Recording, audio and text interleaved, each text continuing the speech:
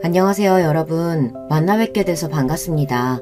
저는 지금 딸을 하나 키우며 살고 있는 50대 여자입니다. 여러분은 성선설을 믿으시나요? 사람은 본디 태어나기를 선하게 태어났지만 살면서 때가 묻어 악하게 된다는 이야기예요. 원래 전 성선설을 믿는 사람이었습니다. 요즘 뉴스나 언론에 보도되는 어두운 사회 소식들, 범죄 소식들을 접하면 성선설이 말이 되냐고 하실 수도 있지만 그래도 주변에 계신 가족과 이웃분들은 참 좋은 분들이잖아요. 그래서 전 성선설에 힘을 실어주고 싶었습니다. 하지만 10년 전에 일어난 경악할 만한 일을 당한 뒤로 저는 더 이상 성선설을 믿지 않습니다. 사람은 악하기 때문에 꾸준히 교화되고 교육되어야 하는 존재라고 생각하고 있어요. 10년 전 저에게 어떤 일이 벌어졌는지 궁금하시죠? 그럼 지금부터 제 이야기를 시작해보겠습니다. 제가 남편과 처음 만났던 때는 2000년대 어느 날로 그날은 핑크빛 설레임이 아닌 인생 최고로 무서웠던 날로 기억하고 있습니다. 당시 제가 다니던 회사는 수원 권선동에 있었는데요. 그날 수원 인계동에서 회식을 하고 밤 11시 무렵 집에 귀가하기 위해 택시를 잡으려고 대로에 서 있었습니다. 한 택시가 제 앞에 와서 섰는데 그 택시 안에 타니까 택시 기사님 말고도 뒷좌석에 한 남자가 타고 있었어요. 저는 손님이 계신 줄 몰랐네요. 다른 택시 탈게요. 하고 내리려고 했습니다. 아니에요. 뒷자리 남자는 제 친구니까 손님 가시는 곳까지 편하게 모셔다 드릴게요. 어서 타세요. 뭔가 느낌이 소름 돋는 듯해서 저는 그냥 내리려고 했지만 뒷좌석 남자의 손이 제 팔목을 덥석 잡는 게 아니겠어요? 아가씨, 그냥 타고 있으면 된다고. 모자 아래로 위협적인 눈빛을 읽고 저는 본능적으로 느꼈죠. 이건 납치구나. 바로 내려야 한다.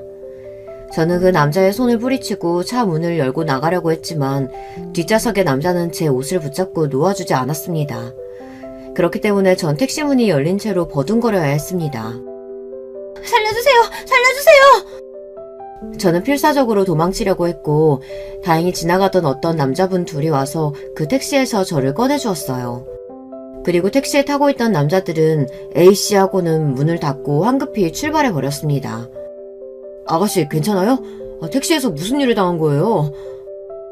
전 너무 무섭고 놀란 마음에 길거리에 주저앉아 울고만 있었습니다. 그때 다른 남자 한 분이 제 등을 토닥거리면서 제가 진정되기를 기다려 주었어요. 제가 택시 탔을 때 기사님 말고도 뒷좌석에 남자 한 분이 절 억지로 태워가려고 했어요. 아무래도 납치당할 뻔했던 것 같아요. 겨우 진정해서 상황을 설명하자 남자 한 분이 그 택시의 번호판을 외웠다며 인근 파출소에 신고해야 한다고 했습니다. 전 아직도 무섭고 어떻게 해야 할지 모르겠어요. 지금은 그냥 집에 가고 싶어요. 제가 같이 동행해 드릴게요. 파출소에 신고하고 집까지 모셔다 드릴 테니까 걱정하지 마세요. 저 이런 사람입니다. 제가 무서움에 덜덜 떨며 경계하는 눈빛을 보여서인지 남자분은 자기 명함을 보여주었습니다. 우리는 여기랑 가까운 저쪽 저 회사 다니고 있어요. 전 신원 확실한 사람이니까 걱정하지 마세요. 그 남자분과 함께 인계동 인근 파출소에 가서 제가 당했던 일을 신고했습니다. 그리고 저와 같이 가준 남자분, 그분의 이름은 한병수였는데 병수씨가 저보다 더 적극적으로 당시의 상황을 경찰에게 설명해 주었어요. 택시 번호판까지 알려주었죠. 요즘 여기 인근에 실종 사건이 많다면서요. 이거 보통 일 아닙니다. 적극적으로 수사해 주셔야 돼요. 이 여성분도 납치 사건 당할 뻔했다고요. 하지만 왜인지 경찰들은 원래 인계동은 유흥가라서 자잘한 사건 사고가 많이 발생한다면서 납치가 아니라 그냥 택시를 같이 타자고 권한 것일 수도 있다 등등 미적지근한 반응이었습니다. 전 그런 경찰의 반응에 실망했고 그저 집에 가서 놀란 마음을 진정시키고만 싶었어요. 이런 식으로 나오면 내가 내일 다시 올 겁니다. 어떻게 수사하는지 계속 지켜볼 거예요. 어차피 나 회사도 이 근방에 있는 국제상사예요. 그럼 내일 다시 봅시다. 병수씨는 저보다 더 열을 내며 경찰들에게 강력하게 항의했고 일단 오늘은 가자면서 저를 우리 집까지 데려다 주었습니다. 오늘은 정말 감사했습니다. 병수씨 아니었으면 저 무슨 일을 당했을지 상상도 못하겠어요. 저 아까 파출소에서 신고할 때 이름 들었어요. 연수씨 오늘 정말 놀랐죠? 초면인 사이지만 왠지 6시를 지켜주고 싶은 마음이 들어서 이렇게 오지랖을 떨게 되었네요. 그놈들이 또 6시를 노리기라도 한다면 6시가 안전하다는 확신이 들 때까지 제가 연락을 해도 될까요? 혹시 핸드폰 가지고 있어요? 당신은 지금처럼 남녀노소 누구나 핸드폰을 들고 다니던 시절이 아니었습니다. 이제 막 핸드폰이 대중화되던 시절이었지만 저는 아직 갖고 있지 않았어요. 전 핸드폰이 없어요. 대신 여기 제 명함이에요. 회사 번호로 연락 주시면 될 것 같아요. 병수 씨는 제 명함을 꼭 손에 쥐고는 돌아갔고 저는 집에 들어와서 오늘 일을 가족들에게 설명했어요. 부모님은 너무 놀라셨고 걱정이 된 우리 오빠는 당분간 자기가 회사로 데려다 주겠다고 했습니다. 그리고 오늘 도와준 남자분들에게 꼭 사례를 해야 한다고 한번 집에 초대하라고 말씀하셨어요. 다음날 퇴근할 무렵 제 자리에 회사 전화가 울려 받으니 어제 만났던 병수 씨였어요. 어제 잘 쉬었어요? 많이 놀랐을 텐데 출근하셨군요. 어떻게 몸은 괜찮으세요? 네, 덕분에 어디 다친 데 없이 어제 잘 쉬었어요. 이제 괜찮습니다. 다행이네요. 제가 지금 어제 신고했던 파출소에 와서 경찰들하고 얘기했어요. 괜찮으시다면 저녁 식사하면서 오늘 얘기를 좀 드릴까 하는데 어떠세요? 네, 괜찮아요. 제가 경황이 없어서 감사의 표시도 못했는데 제가 맛있는 저녁 사드릴게요. 우리 회사 주변에 있는 국밥수육집 어떠세요? 그리고 식당에서 병수 씨를 만나 경찰과 얘기했던 어제 사건의 상황을 전해드릴 수 있었어요. 제가 오늘 또 찾아가니까 경찰들이 진짜로 왔냐면서 놀라더라고요. 어제 같아서는 대충 넘어갈 것 같더니 각 잡고 제대로 브리핑을 해주던데요. 경찰 얘기가 사실 요즘 수원 유흥가 일대에서 납치 사건들이 많이 발생하고 있다고 하네요. 아마 어제 그 택시도 그 납치범들의 소행일 가능성을 염두에 두고 적극적으로 수사하고 있대요. 아마 수원 남부경찰서로 이관해서 강력계 형사들이 집중적으로 파고 있다고 수사 결과 나오면 바로 저에게 알려주기로 했습니다. 그렇군요. 어제 일 당하고도 사실 진짜 납치가 아니길 바랬는데 제가 정말 큰일 날 뻔했던 거네요. 다시 한번 병수 씨에게 너무 감사드려요. 뭘요. 대한민국 신체 건강한 남자가 여자를 보호하는 건 당연하죠. 그리고 이거 받으세요. 병수 씨는 저에게 새 핸드폰을 내밀었어요. 그저 6시가 안전한지 연락을 드리고 싶어서 산 거니까 부담 갖지 마세요. 제가 사드린 거고 앞으로 전화요금은 꼬박꼬박 6시가 내는 겁니다. 갑자기 휘말린 사건 때문에 정신이 없었는데 그제서야 병수 씨를 제대로 살펴보게 되었어요. 이 남자 단순히 날 도와준 사람뿐이 아니구나. 날 좋아하는 것 같아. 어제부터 제가 불안하지 않게 든든하게 지켜주고 남자답게 일을 처리하는 모습까지 사람이 참 믿을만하고 멋지다고 느껴졌어요. 병수 씨는 보통 키와 체격을 가졌고 눈과 코가 큼직한 호남형 얼굴에 저보다 3살 많은 남자예요. 잘생긴 미남이라고 할 수는 없지만 남자답고 호쾌한 외모였습니다.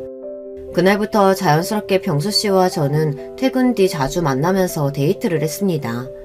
성격도 화통하고 남자다운 병수 씨에게 단점이 하나 있다면 사람을 만나고 술자리를 좋아한다는 것이었어요. 툭하면 절친들과 회사 동료들, 오며 가며 친해진 이웃사촌까지 술 약속이 참 많았어요. 병수 씨는 늘 술이 거나하게 취해서 우리 집 앞에 와서 제 얼굴을 꼭 보고 갔습니다. 병수 씨와 사귀면서 제가 가진 불만은 술을 너무 좋아한다는 것이었어요. 그래서 술에 취해 있는 모습이 참 싫었지만 짧게나마 저를 보고 싶다고 우리 집 앞에 와서 제 볼에 뽀뽀를 하고 껴안으며 난 연수가 너무 좋아. 우리 늙어 죽을 때까지 함께하자. 이렇게 애정 표현을 하는 그를 보면 도저히 미워할 수가 없었어요. 우리 친정 가족들은 제가 연애한다는 사실을 눈치채셨어요. 임마, 너 어떤 논팽이 만나고 있는 거야. 이 오라버니 허락 받아야 되는 거 알지? 우리 오빠는 저보다 5살이나 많아서 어릴 때부터 저에게 자기가 아버지인 양 굴었습니다. 물론 그만큼 저를 아껴주는 오라비였지만요. 괜찮은 남자야. 지난번에 나 인계동에서 납치당할 뻔했을 때 도와준 남자고. 아, 그때 말한 그 남자구나? 그럼 괜찮을 것 같네. 아, 그때 그 청년이니? 안 그래도 은인한테 집에서 밥 한 끼 대접하고 싶었는데 언제 둘이 그렇게 된 거라니? 아유, 참 드라마 같은 인연이다. 그치? 그래서 친구는 언제 집에 데려올 거야? 엄마와 오빠는 남자친구를 언제 데려올 거냐고 성화였어요. 그날 병수 씨에게 우리 가족들이 보고 싶어 한다는 이야기를 하니 왜 안 가겠어? 당장이라도 갈 수 있지. 난 진작부터 연서 씨네 집에 들어가고 싶었다고. 당장 이번 주말 어때? 병수 씨는 이렇게 적극적으로 나왔죠. 그 주에 토요일 저녁 전 병수 씨를 데리고 집에 왔습니다. 병수 씨는 갈비랑 꽃다발 그리고 양주까지 바리바리 선물을 챙겨서 우리 가족들에게 인사드렸어요.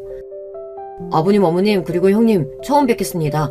제가 연서 씨 남자친구 한병수라고 합니다. 이렇게 어여쁘고 착한 따님 낳아주셔서 감사드립니다. 병수 씨는 유들유들한 성격답게 처음 만난 우리 식구들하고도 살갑게 지냈어요. 그리고 병수 씨를 부모님도 까탈스러운 우리 오빠까지 모두 마음에 들어하였죠. 특히 술을 좋아하는 우리 아빠와 병수 씨는 죽이 잘 맞아서 새벽 3시까지 술을 마시고 급속도로 친하게 되었습니다. 야, 저놈 다 좋은데 술이 문제네. 결혼하고도 너 저거 못 잡으면 고생한다. 그러게 말이야. 사귀면서 병수 씨랑 다툴 일이 하나도 없는데 저 술이 문제네. 병수 씨는 그 뒤로도 우리 아빠랑 술잔을 기울이는 사이였는데 자기들끼리 결혼 날짜도 잡아버렸죠. 연선이 나이도 이제 30이 다 됐다. 미룰 게 뭐가 있어? 한서방이 착실하게 직장 잘 다니지. 남자답고 잘생겼는데 빨리 잡아. 두 남자가 적극적으로 추진한 결과 우리는 2001년 2월에 결혼을 하게 되었어요. 우리 부부는 행복한 신혼 시절을 보냈습니다. 병수 씨의 본가는 거제도에 있었고 시부모님은 건강하게 별탈 없이 그곳에서 생업에 종사하시면서 지내셨어요. 아주 점잖으신 분들이시고 좀 늦은 나이에 결혼한 병수 씨랑 결혼해줬다고 저를 예뻐해 주셨습니다.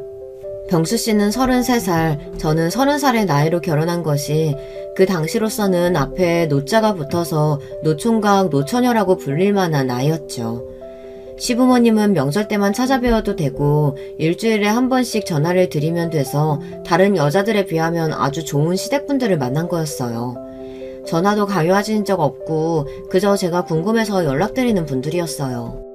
그런가 하면 남편은 우리 친정을 제 집처럼 편하게 다니며 우리는 주말이면 부모님 댁에서 식사하고 술 마시며 놀다가 왔습니다. 난 정말 행운아야. 날 구해준 남자가 이렇게 좋은 남편까지 될 줄이야.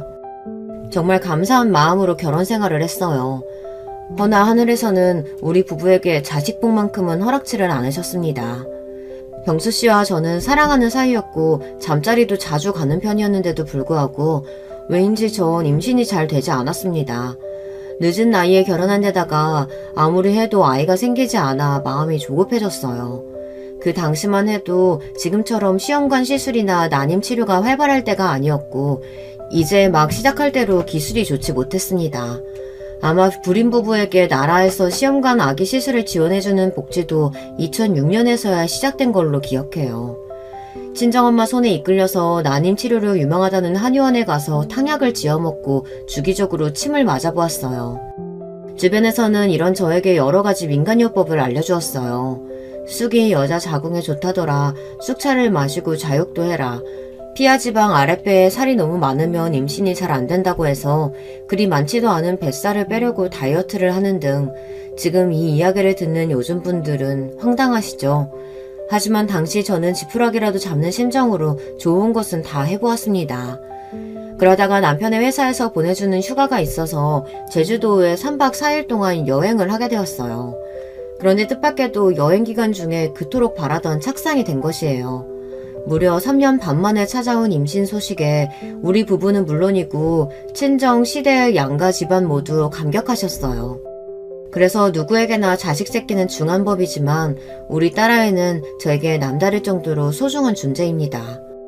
그렇게 어렵게 가진 아이는 정말 제 눈에 넣어도 아프지 않을 만큼 저에게 소중한 보물과 같았어요. 십자수 뜨개질은 물론 늘 클래식 음악을 집에 틀어놓고 생활하는 등 태교에 힘썼습니다. 건강하게 아이를 출산하기 위해서 매일 1시간씩 인근 학교 운동장을 걸었고 물도 깨끗하게 정수되거나 남편이 인근 약수터에서 떠온 물만 먹었어요. TV에서 폭력적이거나 나쁜 장면이 나올까봐 늘 EBS 교육방송만 틀어놓고 봤었죠. 저만큼 태교에 열심인 사람을 주변에서 본 적이 없었어요. 오죽하면 친정엄마도 저보고 유난 떤다고 하셨지요. 그럼 어쩌겠어요. 뱃속에 있는 아이가 너무 소중해서 제가 할 수 있는 모든 것을 해주고 싶었습니다. 그리고 2005년 한참 더운 8월에 딸을 건강하게 출산했습니다. 저에게 이 세상 어떤 기쁨도 즐거움도 바꿀 수 없을 만큼 소중한 제 딸의 이름은 한혜린으로 지어주었습니다. 정말 이쁜 이름이죠. 이제 자식까지 생겼으니 가슴속 응어리와 걱정거리는 사라졌고 하루하루 평범하지만 행복하게 잘 살았습니다. 하지만 불행은 늘 주변을 맴돌면서 우리를 노리고 있고 정말 어느 날 갑자기 들이닥치는 모양입니다. 경악할 만한 일이 우리 가족에게 벌어지고 말았죠. 때는 2014년으로 전 40대의 주부로 남편과 초등학교 3학년 딸과 셋이서 단란하게 지내고 있었어요. 그날따라 남편은 해외 출장을 간다며 분주해 보였습니다. 콧노래까지 부르면서 저에게 속옷이랑 양말을 3세트씩 챙겨놓으라고 말했어요. 이번에는 3박 4일 출장인가 봐요. 중국 상해 쪽으로 부장님하고 동행해서 그 정도 머무를 것 같아. 남편은 원래 1년에 2번씩 해외 출장을 다녀오는 사람이었습니다. 하지만 올해 들어 남편의 해외 출장은 부쩍 잦아졌어요. 아마 남편이 작년 해외 영업팀으로 부서를 이동한 탓이라고 생각했어요. 못해도 2달에 한 번씩은 해외 출장을 나갔어요. 그렇지만 이번 출장은 헝가리에 다녀온 지 일주일도 안 되어서 또 잡힌 것이었죠. 여보, 비행기에서 방사능 많이 나온다고 하는데 이렇게 자주 비행기 타면 당신 건강 해치는 거 아닌가 몰라요. 그리고 당신처럼 나랑 혜린이도 중국에 가보고 싶다. 당신이랑 신혼여행으로 필리핀 가본 뒤로 나랑 혜린이 한 번도 비행기 못 타본 거 알아요? 이렇게 불평이 나도 모르게 나오고 말았어요. 그러게, 내일 좀 한가해지면 우리 가족여행으로 한번 가지 뭐. 당신 혹시 면세점에서 뭐 갖고 싶은 거 있어? 당신이 해외 나갈 때마다 립스틱이며 향수며 고급 브랜드로 몇 번이나 사다 줘서 나 많아요. 외출할 일도 없는 가정주부가 그런 화장품을 언제 다 쓸까 몰라. 남편은 같이 해외여행 한번 같이 가지 못한 저에게 미안한지 이번 출장을 다녀오면서 놀랄만한 선물을 가져오겠다고 호언장담을 했습니다. 다음날 남편이 인천공항으로 가는 공항버스를 타는 모습을 보며 남편을 배웅했죠. 뒤돌아 생각하니 이때 떠나는 남편의 바지가랑이라도 잡고 늘어졌어야 했습니다. 저는 이날부터 불행의 구렁텅이로 빠지고 말았으니까요. 하지만 미래는 알 수 없는 법이죠. 남편이 출장을 간 뒤로 이번에는 이상하게 연락이 뜸했습니다.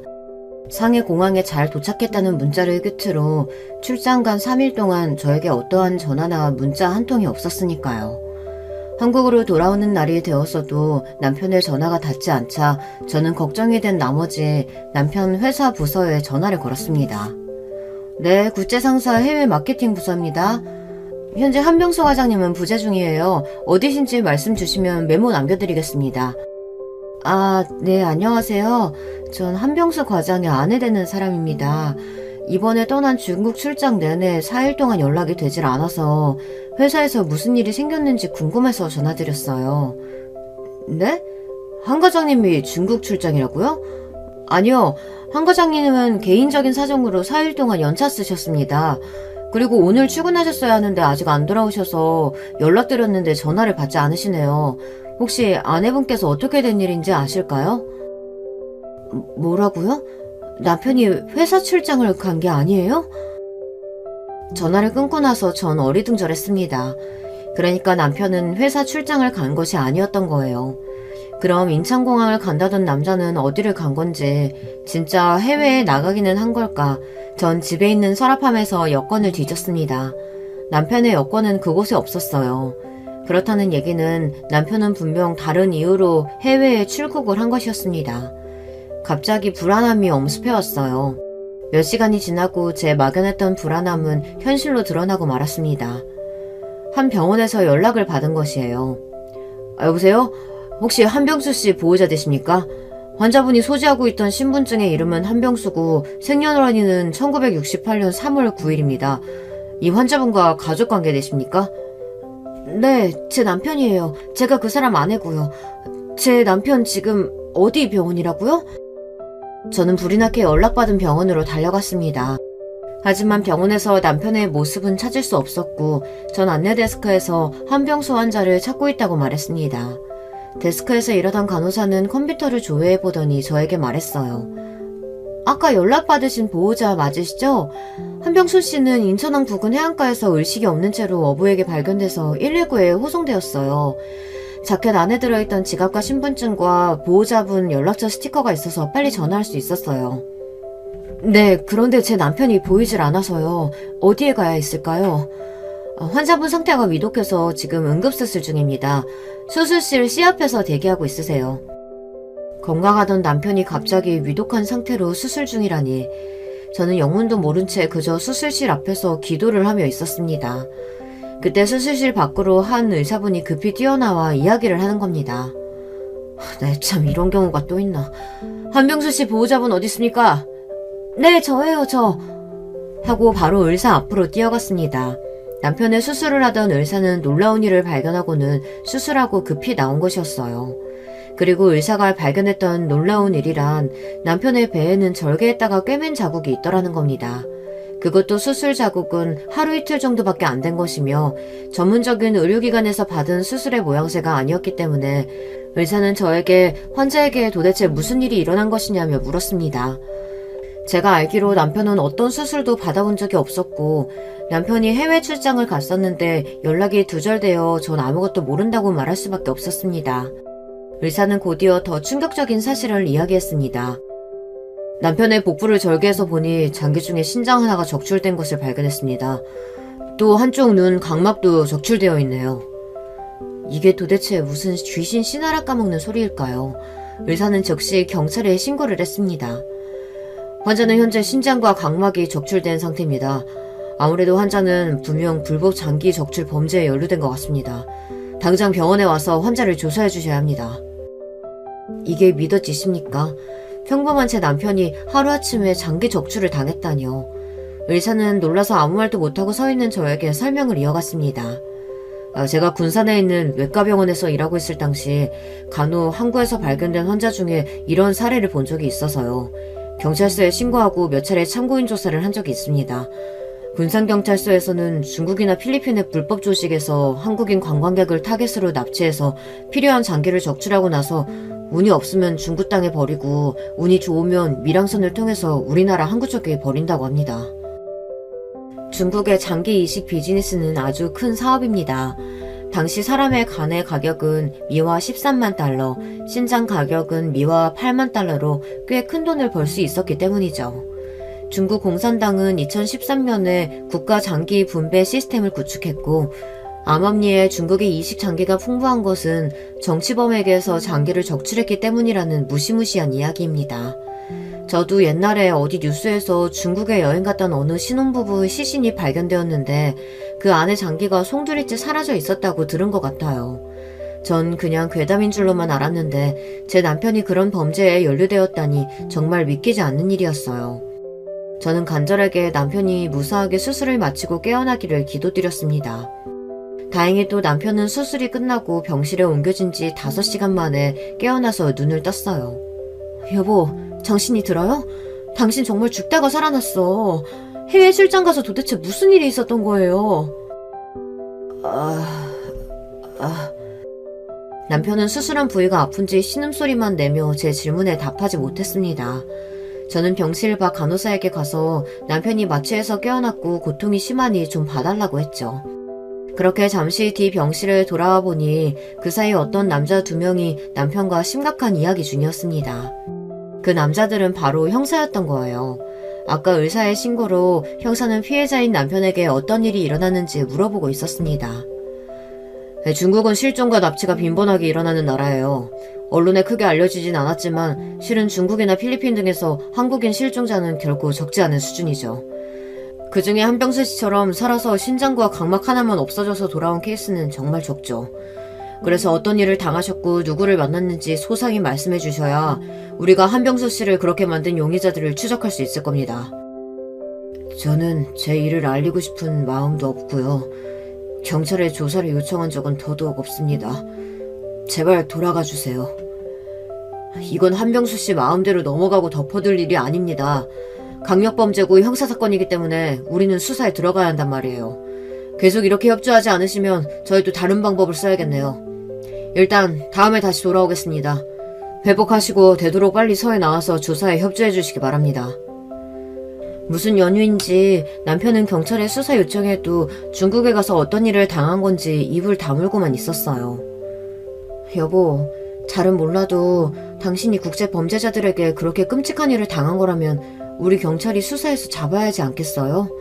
지금도 어디선가 그 나쁜 놈들이 한국 사람들에게 또다시 몹쓸 짓을 한다면 어떡해요.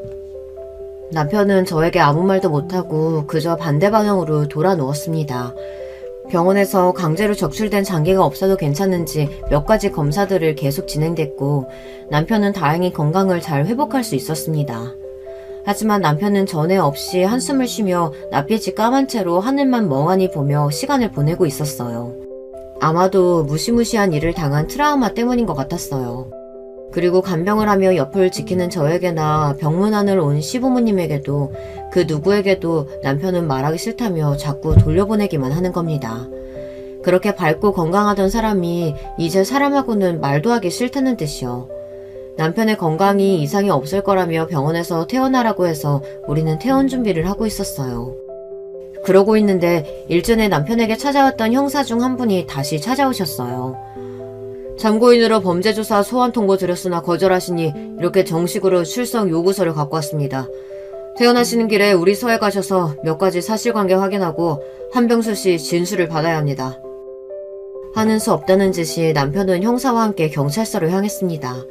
저도 따라가려고 했지만 형사는 안 된다고 했고 남편도 저에게 절대 따라오지 말라며 굳은 표정으로 떠났습니다.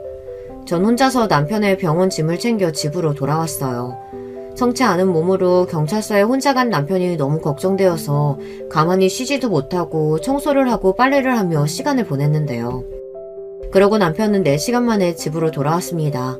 몸에 힘이 하나도 없는지 휘청거리면서 들어와서 소파에 털썩 앉아서 얼굴을 두 손에 파묻고 있었습니다.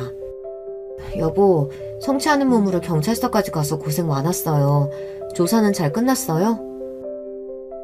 그런데 이제 나에게도 모든 사실을 이야기하지 않아요? 당신 출장 간 날부터 오늘까지 당신한테 무슨 일 벌어진 건지 아무것도 모른 채로 입 닫고 있었지만 이제는 알아야겠어요. 한참을 고민하던 남편은 괴로운 얼굴을 하고서 저에게 그동안의 일을 털어놓았습니다. 그 충격적인 진실을 알게 된 뒤부터 현재까지 저는 성악설을 믿고 있습니다. 사람이란 두꺼운 납작쥐로 어떤 짓이든 벌일 수 있음을 그때 알게 되었으니까요. 남편은 약 7개월 전 강남의 한 룸사롱에서 접대 회식을 하며 술판을 벌이고 놀다 한 마담을 만나게 되었습니다. 이름은 박서윤으로 그 술집의 마담인데 빵빵한 가슴과 잘록한 허리 그리고 남자를 녹여내는 화술을 가진 30대 초반의 여자라고 합니다. 그 마담을 처음 본 날부터 남편은 박마담에게 마음을 빼앗겼다고 합니다. 그 뒤로 술자리는 무조건 그 룸사롱으로 잡아서 박마담과 놀았고 급기야 얼마 지나지 않아서 호텔을 잡고 유부남으로서는 해서는 안 되는 짓까지 해버린 거죠. 잠자리를 가진 뒤 남편은 더욱 그 마담에게 홀려버렸고 정말 제정신이 아니었다고 합니다. 하지만 마담은 이런저런 핑계를 대며 남편이 원하는 만큼 만나주지 않았다고 해요. 아마 마담이 같이 놀던 재력가 남자들과 달리 남편은 평범한 회사의 과장일 뿐이니까요. 그래도 남편은 포기하지 않고 그 마담에게 잘해주고 자신의 마음을 계속 어필했다고 합니다. 그때 마담은 남편에게 한 가지 제안을 했다고 합니다. 자기가 해외 출장을 가야 하는데 동행해줄 수 있느냐고요. 이미 제정신이 아닌 남편은 단숨에 박마담의 제안을 승낙했고 그 이후 남편은 회사의 출장을 핑계로 둘러대며 마담과 해외여행을 3차례나 다닌 것입니다. 하지만 좀 의아한 여행이 아닐 수 없었습니다. 중국에는 북경이나 상해처럼 유명하고 발전된 관광지 도시가 좀 많나요? 이상하게도 마담과 남편이 간 지역은 랴오닝성과 같이 낙후된 지역을 방문했다는 겁니다. 그리고 낮 시간에는 남편과 관광을 하거나 호텔에서 그 짓을 벌이면서 놀다가 저녁 6시만 되면 호텔 현지의 어떤 중국 남자가 박마담을 데리러 왔고 마담은 그자와 나가면서 볼일을 좀 보고 오겠다고 외출을 했다는 겁니다. 그리고 밤 12시는 다 돼서야 호텔로 돌아오고요. 그동안 박마담과 다닌 여행은 1박 3일 또는 2박 3일로 타이트했는데 이번 여행은 3박 4일로 여유있고 오붓하게 다녀오자고 박마담은 남편을 꼬셨습니다. 그리고 그 마지막 여행에서 남편은 장기가 적출되어 부둣가에 버려진 결말을 내고 말았죠. 남편은 그때를 생각하면 참을 수 없다는 듯이 짐승처럼 울었습니다. 그날 상해 공강에 내려서 당신한테 문자하고서 박마담과 호텔로 가는 차 안이었어. 박마담이 건넨 음료수를 마시고 정신을 잃었는데 깨어나 보니 어딘지 모르는 곳에서 나는 알몸으로 손발이 묶인 채 수술대 위에 있었어. 그때 말소리가 다 들리는데 난 너무 무서워서 잠에서 깨지 않은 척하고 듣고만 있었지. 거센 억양의 중국말을 하는 남자와 박마담 둘이서 이야기를 하고 있었는데 이 자식이 40대인데도 하도 술을 퍼먹어서 그런가 간 상태는 좋지 않을 거야. 각막이랑 신장 정도면 어떻겠어. 중간에 이런 말을 박마담이 했던 것 같아. 그 말을 듣고서야 상황 파악이 된 거야. 나는 다급하게 소리쳤지. 박마담 지금 내 장기 떼어서 팔려고 하는 거 아니지? 제발 나 좀 살려줘. 나 한국에 보내주란 말이야. 그때 중국 남자가 나에게 다가와서 기절시켰지. 그리고 눈을 떴을 때 여구 한국의 병원에서 수술받고 회복실에서 깨어난 거야. 당신은 옆에서 나를 잔뜩 걱정하며 곁에 있어주었고. 여보, 내가 정말 미쳤었나 봐. 당신 지금 너무 놀랐구나. 그런 얼굴 처음 봤어. 처음 남편이 박마담과 바람난 이야기를 들었을 때 저는 배신감이 들었어요. 하지만 그 이후의 일은 정말이지 끔찍했습니다. 남편에게 심한 혐오감이 생겨서 더는 남편의 말을 듣고 싶지가 않았어요. 당신과 끝이야. 남편으로서도 혜린이 아빠로서도. 눈 한쪽 안 보이고 불편하게 살겠지만 모두 다 당신이 저지른 죄값이고 그 대가니까 어떻게든 살아봐. 나와 혜린이는 당신 옆에 넌 없을 거야. 그 이후의 일은 여러분도 짐작이 가시나요? 저는 곧바로 남편과 이혼을 했습니다. 부부간에 이혼도 협의해야 하고 그마저 여기가 잘 되지 않으면 소송까지 간다죠. 하지만 저와 같이 남편의 불륜과 심각한 범죄 사건에까지 휘말리게 되면 이혼은 아무것도 아닌 것이 되어버리는 것 같아요. 두 번 생각하고 고민할 필요 없이 남편에게서 떠났습니다. 남편은 저를 붙들고 매달렸고 우리 친정에까지 와서 읍수를 했죠. 모든 사정을 알게 된 우리 친정에서는 저보다 더 분노하셨어요. 찾아온 남편에게 오빠가 야구방망이를 들고 와서 남편을 때리려 들었습니다. 우리 엄마가 간신히 말렸고요. 알고 싶지도 않았지만 이혼하는 과정에서 형사들이 찾아와서 사건 조사 경위를 이야기해 주었습니다. 남편분은 중국의 불법 장기매매 조직의 타깃이 되었던 것 같아요. 그리고 한국의 브로커로 활동하는 박마담이라는 여자가 남편을 그 조직에 넘겼다고 추정하고 있습니다. 박마담은 추적 중인데 수사해보니 본명은 김선영이고 나이는 46세입니다. 박마담과 중국 조직을 현재 수사하고 있지만 근거지가 중국 본토고 공안과 우리나라는 이런 사건에 대해 공조한 전례가 없어서 아무래도 그놈들을 찾기는 쉽지 않을 것으로 보입니다. 혹시라도 박마담이 아니 김선영이 한국에서 잡힌다면 그때 다시 연락드리겠습니다. 형사님, 저는 피해자 한병수와 이혼 절차를 밟고 있어요. 전 더 이상 그 사람의 아내도 가족도 아니니까 저에게 연락하실 필요 없습니다. 아, 그러셨군요. 네, 이런 사건 당하셨으니 그럴 법도 합니다. 형사는 제 이야기에 당황한 듯 보였지만 이내 다 이해한다는 표정으로 인사하고 갔습니다. 그렇게 저의 결혼생활 10년은 끝이 났습니다. 이혼하고 나니 전 앞으로 어떻게 살아야 할지 막막했습니다. 남편의 잘못으로 하루아침에 이혼녀가 되었지만 그 인간으로부터 어떤 위자료도 받을 수 없었어요. 다만 함께 살고 있던 아파트를 팔고 난 돈을 반씩 나눠 가졌을 뿐입니다. 양육비도 받지 못한 저는 당장 먹고 살 돈을 벌어야 했죠. 혜린이를 낳고 산 10여 년 동안 세월 동안 가정주부였고 이미 40줄에 들어선 저를 어디서나 써줄까요? 처음에는 매일 일당 5만 원을 준다는 공장에 나가봤습니다. 소스통을 세척하고 여기에 소스를 담는 일을 하는 것이었어요. 아침 8시에 경기도 오산시에 있는 공장까지 가는 셔틀버스를 타야 했고 9시부터 오후 6시까지 점심시간 1시간과 중간 휴게시간 20분을 빼고는 온종일 서서 일해야 했습니다. 쉴 새 없이 돌아가는 컨베이어 벨트의 속도를 초심자인 제가 맞추기란 참 어려운 일이었어요. 하지만 전 이를 악물고 해내야 했어요. 일당 5만 원으로 혜린이 해먹일 음식 재료도 사고 아이 학원비도 내야 하니까요. 공장은 주 5일제였기 때문에 전 주말에는 동네 근처에 있는 김밥 천국에서 일을 했습니다. 공장 셔틀버스를 타고 가는 길가에 있는 김밥집이었는데 직원을 구한다는 공고문을 봤거든요. 마침 주말에만 일할 수 있었고 시급 6,000원으로 8시간 동안 꼬박 일해서 5만원 가까이를 벌었습니다.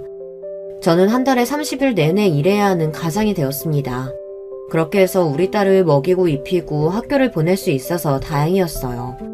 10년 넘게 남편이라고 함께 삶아떼고 산 남자가 술집 마당과 바람을 핀 데다 중국에 가서 장기를 잃고 온 반병신이 되었다는 사실을 전 아직도 받아들이지 못했어요. 그런 남편과의 지난 결혼 생활 따위는 잊고 차라리 바쁘게 일하고 돈을 벌며 딸의 뒷바라지 하는 것이 내 남은 인생의 이유라고 생각했습니다. 전 남편만 떠올리면 저는 딱 죽고만 싶었거든요. 시간이 지나도 잊혀지지 않는 슬픔이 있다는 것을 전 그날 이후로 지금까지 경험하고 있어요. 제가 일하던 김밥집 사장은 49세의 남자였는데 사람이 무뚝뚝하고 불친절하고 직원들에게 일만 시키는 사람이었어요. 저 역시 돈만 벌면 되니까 제 개인사 따위 관심 갖지 않는 사장이 편했는데 제가 잡담이나 농담도 안 하고 오로지 일만 하니까 사장님이 저를 궁금해하기 시작했습니다. 조연서 씨, 내가 석 달 동안 지켜보니까 말도 잘 안 하고 혹시 집에 무슨 안 좋은 일 있어요? 사장님, 전 제 개인적인 이야기 하고 싶지 않습니다. 그래요. 그럼 이건 어때요? 그동안 일 열심히 잘해주었는데 앞으로 평일과 주말 모두 김밥집에 나와주면 어떻겠어요? 주방의 권씨 아줌마도 이번 달 말까지만 일한다고 하니 연서씨가 아예 정직원으로 일해주면 좋겠습니다. 월급은 220만원으로 올려주고 4대 보험도 해줄게요. 생각해보겠어요? 저에게 사장님의 제안을 거절할 이유 따위는 없었습니다.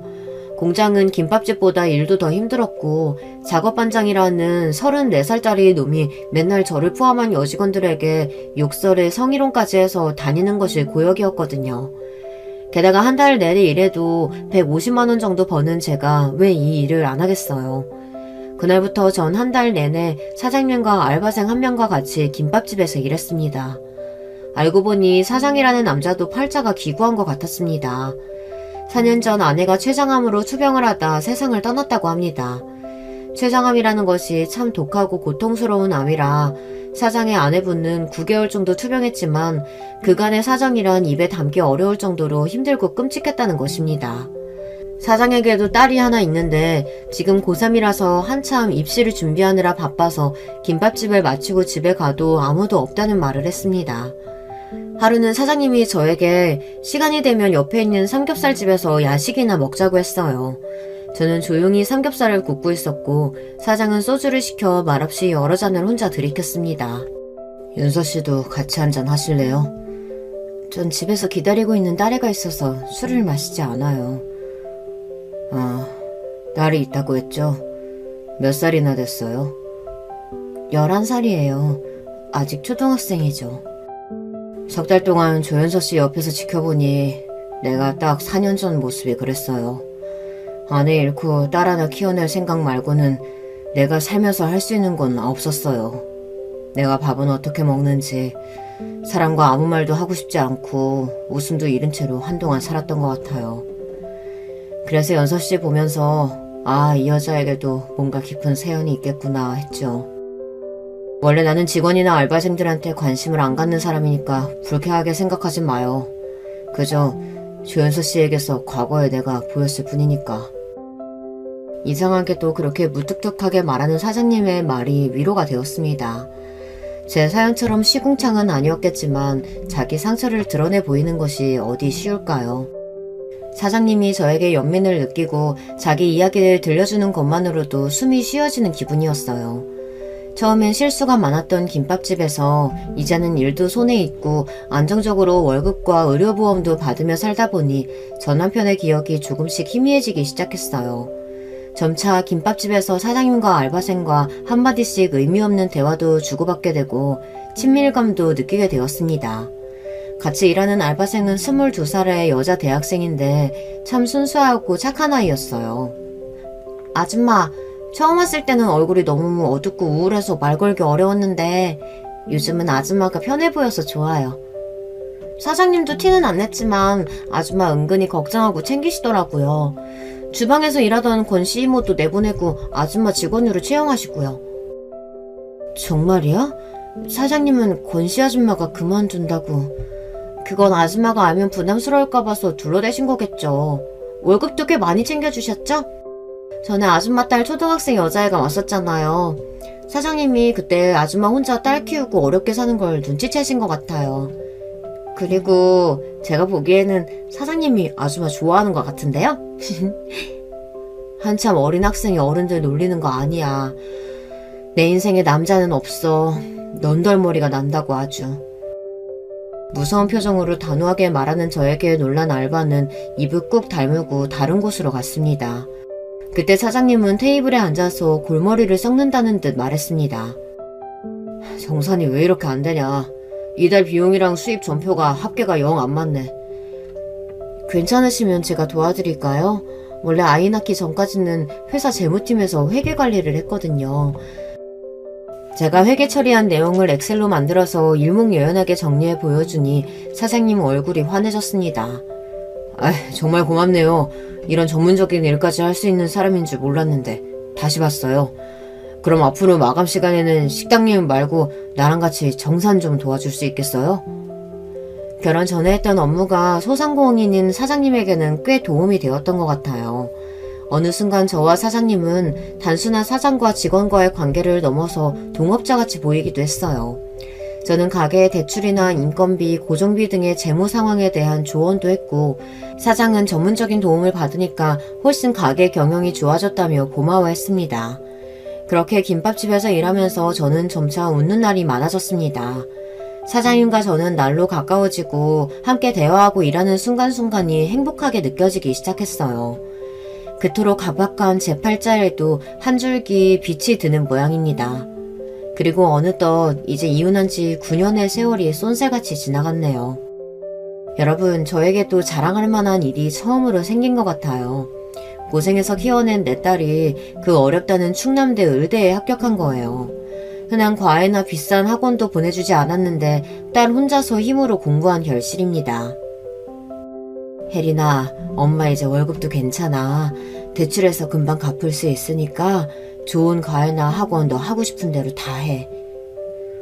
엄마, 공부를 내 머리로 하지 선생님 머리로 해? 일타 강사들 동영상도 인터넷에 세고 셌어요. 걱정 마시라니까. 이렇게 자신 있다고 장담하며 공부하길래 괜찮을까 조마조마했는데 오로지 자기 힘으로 공부해서 이렇게 의대에 간 내 딸이 너무나 기특합니다. 딸의 의대 합격 소식을 알게 된 전 남편은 갑자기 저에게 전화를 했어요. 우리 혜린이가 의대에 붙었다니 진짜 우리 딸 대단하다. 다 당신이 잘 뒷바라지 한 덕분이겠지. 고생 많이 하고 있다고 들었어. 나도 회사 퇴직한 뒤로 눈 한쪽이 불편하니까 괜찮은 직장 잡기가 어려워서 가게 하나 하면서 먹고 살만은 해. 이제 시간도 지났으니까 우리 가족끼리 같이 살자. 난 지금 충분히 행복하게 잘 살고 있어. 아무리 시간이 지나도 절대 씻을 수 없는 죄가 있고 잊혀지지 않는 기억이라는 게 있어. 당신 질척거리면서 우리 인생에 끼어들려고 하지 마. 전 매정하게 전 남편의 전화를 끊어버렸어요. 혜린이에게는 남편이 혈육이니 인연을 끊으라고 제가 강요할 수는 없죠. 아마 의대 합격했다는 소식을 아빠에게도 한 모양인데 그렇다고 해서 그걸 빌미로 저에게 다가오는 전 남편을 참을 수 없었습니다. 전 지금의 생활이 충분해 만족하고 이 평화를 깨고 싶지 않으니까요.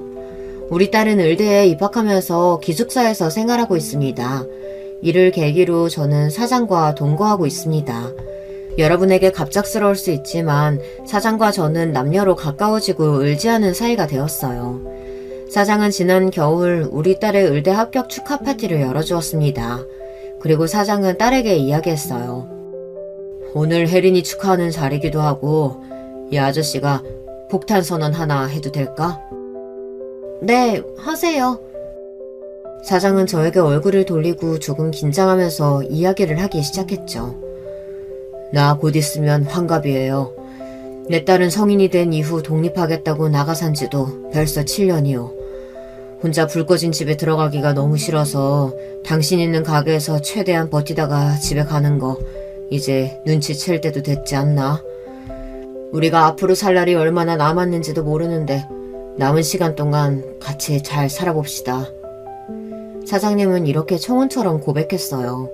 저는 너무 놀랐지만 딸은 이미 사장과 제 사이를 짐작하고 인정하고 있다는 듯 박수를 치며 축하해 주었습니다. 딸은 엄마를 혼자 남겨두고 의대 기숙사에 가는 것이 걱정이었는데 사장 아저씨 덕분에 안심이라고 말이죠. 저도 사실 사장과 함께하는 동안 그에게 마음을 주고 의지한 지 꽤 되었습니다. 전 남편에게 질려서 내 인생에 다시 남자가 없을 거라고 다짐했지만 9년의 시간 동안 함께하고 지켜봐온 지금 그를 거부할 수는 없었습니다. 그 이후로 저는 사장님이 사는 집에 들어가 부부처럼 살고 있어요. 그리고 같이 김밥집 문을 열고 같이 퇴근하면서 지내고 있답니다. 우리는 한 번씩 배우자와 헤어진 아픔을 겪었던 중년이 넘은 나이이고 장성한 딸도 있어요. 그래서 결혼은 신중히 천천히 생각하기로 했죠. 사장님과 함께 의지하며 살고 가게도 같이 경영하는 지금 저는 충분히 행복하니까요. 제 사연이 채택되어 이 유튜브에 성우님 목소리로 방송을 타게 된다면 저 당당하게 자랑 좀 해보게요. 김밥집에 틀어놓고선 사장님이랑 함께 들어볼게요. 제 사연을 함께 들어주신 많은 분들께 감사드립니다. 그럼 저도 여기서 인사드려요. 안녕히 계세요. 여러분, 두 번째 사연 시작하기 전에 좋아요, 구독 꼭 눌러주실 거죠? 그럼 두 번째 사연 바로 시작합니다. 저는 작은 애견용품 샵과 미용실을 운영하고 있는 애견 미용사입니다. 저는 결혼을 2번 했는데요. 첫 번째 결혼은 정말이지 제게 좋은 기억이라곤 조금도 없는 최악의 시간을 안겨줬고, 두 번째 결혼은 마음고생도 많이 하고 몸도 힘들었지만 결혼하기 참 잘했다는 생각이 들게 만들어주는 시간이었어요. 저의 첫 직장은 유치원이었어요. 지금은 애견 미용사를 하고 있지만 그때만 하더라도 저는 유아교육학과를 졸업해 유치원에 취직했거든요. 막 사회생활을 시작한 상태였죠. 하루는 부모님께서 선을 볼 생각 없느냐고 물어보시더라고요. 선자리가 들어왔다고 하면서 한번 만나봤으면 좋겠다고 말씀하셨어요. 저는 부모님께서 주선하신 자리니 단박에 거절하지 못하고 그 자리에 나갔어요. 그런데 상대방 분이 의외로 저랑 너무 잘 맞더라고요. 대화가 잘 통하는 편이라서 금방 친해졌죠. 주변에서 적어도 3번은 만나봐야 한다고 하셔서 그 뒤로도 몇 번 식사 자리를 가졌어요. 대화도 잘 통하다 보니 어느 순간 저희는 자연스럽게 사귀는 사이가 됐어요. 저는 그렇게 빨리 결혼할 생각은 아니었는데 전 남편 쪽에서 꽤 많이 서두르더라고요. 지금 이야기하지만 저는 확신도 없는 상태에서 그 사람과 결혼을 한 것이나 마찬가지였어요. 신혼 초반엔 누구나 그렇듯 좋았어요. 시부모님들도 잘 챙겨주셨죠. 저도 전 남편도 아이를 좋아하는 편이라 우리는 아이 많이 가지자고 이야기를 하기도 했고요. 그런데 그게 사람 마음대로 되는 게 아니잖아요. 날짜 맞춰가면서 정말 신경 많이 썼는데 쉽지 않더라고요. 혹시 제가 불임인가 생각이 들기도 했죠. 다행히 산부인과 검사로 그런 건 아니더라고요.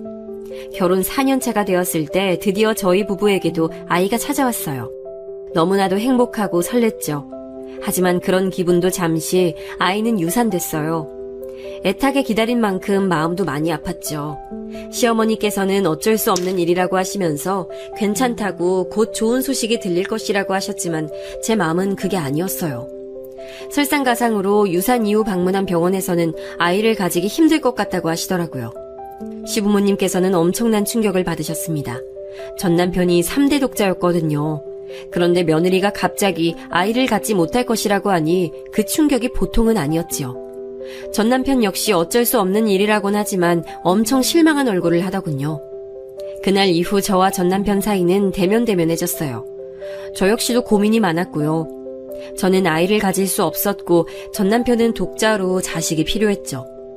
시부모님, 특히 시아버지께서는 눈에 띄게 저를 밀어내시는 게 보였어요.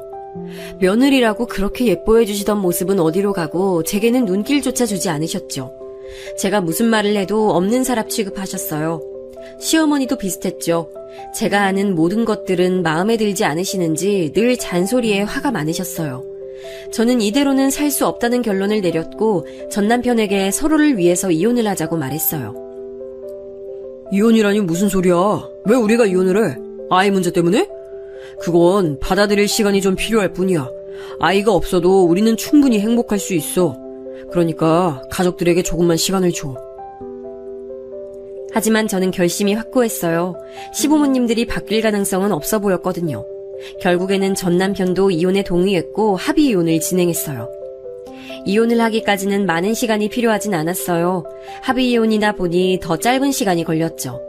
저는 유산의 아픔을 제대로 극복하지도 못한 채 이혼까지 해버린 상태로 다시 예전에 혼자로 돌아왔어요. 그때 시작한 게 유기견 보호소 봉사활동이었어요. 아이를 잃고 나니 도저히 유치원에서는 일을 못하겠더라고요. 아이들을 보고 있으면 감정 조절이 제대로 되지 않았죠. 눈물이 막 나는 날도 있었고 짜증이 치밀어 오르는 날도 있었어요. 이 상태로 아이들과 마주하는 건 위험하다는 판단이 들었어요. 그래서 유치원을 그만두고 다른 일을 알아보는 중이었죠. 봉사활동은 어렵지 않았어요. 오히려 몸이 기분 좋을 만큼 피곤해서 다른 생각을 할 여력이 없었어요. 그때 처음 만난 것이 지금은 무지개 다리를 건넌 아롱이였어요. 믹스견인데 뜬장에서 구조한 상태였죠. 처음 아롱이를 만나고 나서 한동안은 잠을 잘 수 없었어요. 눈만 감으면 자꾸 눈앞에 아른거렸거든요. 이름이 아롱이가 된 것도 그 때문이죠. 저는 큰맘 먹고 아롱이를 입양하기로 결정했어요. 첫 반려견이라 아는 것도 많이 없었지만 주변 지인들의 도움으로 하루가 다르게 적응해갔죠. 아롱이는 정말 제게 큰 힘이 됐어요. 혼자 집에 있으면 제 감정을 눈치채고 귀신같이 옆에 다가와서 제게 애교를 부리고 같이 놀자고 하더라고요. 정말이지 아롱이가 아니었더라면 저는 더 긴 시간으로 그렇게 무력하게 보냈겠구나 싶었죠. 그렇게 아롱이와 생활을 하다 보니 애견 미용에 관해서도 관심이 생기더라고요. 그래서 늦게나마 자격증을 따기 위해 준비를 시작했죠. 온몸에 흉터가 생겼지만 저는 잠시도 쉬지 않고 시험을 준비했어요.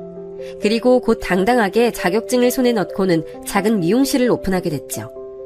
저는 미용은 물론 반려견들에게 필요한 반려용품을 판매하기 시작했어요. 오고 가며 많은 반려인들을 만나서 서로가 치유받은 이야기를 나누기도 했어요. 지금의 남편을 만난 것도 이쯤이었어요. 하루는 작은 푸들을 미용시키러 온 부자가 있었죠. 태어나서 처음으로 미용을 하러 왔다고 하는데 아들이 엄청 긴장을 하고 있더라고요. 저는 어린 푸들에 관해 몇 가지 질문을 하고는 너무 걱정하지 마시라고 말씀드렸죠. 얌전하다고 말했던 것과는 다르게 주인이 시야에서 벗어나자 푸들은 잠시도 가만히 있질 못하더라고요. 뭐가 그리 궁금한지 여기저기 냄새 맡고 물어보고 아주 난리도 아니었죠. 겨우 달래서 미용을 시키는데 아직 어리다 보니 발버둥을 치면서 제 손이 엉망이 돼버렸어요. 미용을 마치고 나와 푸들을 안겨주는데 아버지 쪽이 제 손을 보더니 깜짝 놀라더라고요. 손이 혹시 요 녀석이 그랬나요? 입질이 없는 놈인데 죄송합니다. 아직 어려서 장난처럼 하는 것 같은데 혹시 모르니까 교육을 시키는 것도 생각해 보셔야 할 것 같아요. 그리고 이쪽 일 하다 보면 자주 있는 일이에요. 괜찮아요. 아무리 그래도 피가 날 정도면 정말 죄송합니다. 집에 가서 잘 교육시키겠습니다. 푸들을 아는 부자는 미용실을 나서면서도 몇 번이나 미안하다고 사과를 했어요. 아들 쪽은 금방이라도 울 것 같은 얼굴로 다음엔 절대 이런 일 없게 하겠다고 손가락까지 걸고 약속했죠. 그 뒤로도 부자는 자주 저희 매장을 찾아줬어요. 나중에 알았지만 남자 혼자서 쌍둥이 아들을 키우고 있더라고요. 아이들은 푸들을 산책시키다가 지나가는 길에 들리기도 하고 근처 동물병원에 가는 길이라고 하면서 인사를 하러 오기도 했죠. 저는 볼 때마다 쑥쑥 자라는 두 남자아이와 푸들을 보는 재미가 쏠쏠했죠. 그렇게 아이들과 가까워지다 보니 아버지 쪽과도 자연스럽게 안면을 트고 지내게 됐어요. 집도 서로 가까워서 아롱이와 산책을 하러 가면 자주 만나게 되더라고요. 반려견 키우시는 분들은 알겠지만 이렇게 가까워지는 일이 종종 있잖아요. 딱 그런 상황이었죠. 아이들이 바쁘거나 하는 날에는 제가 우리 아롱이와 함께 푸들을 산책시키는 일도 있었어요.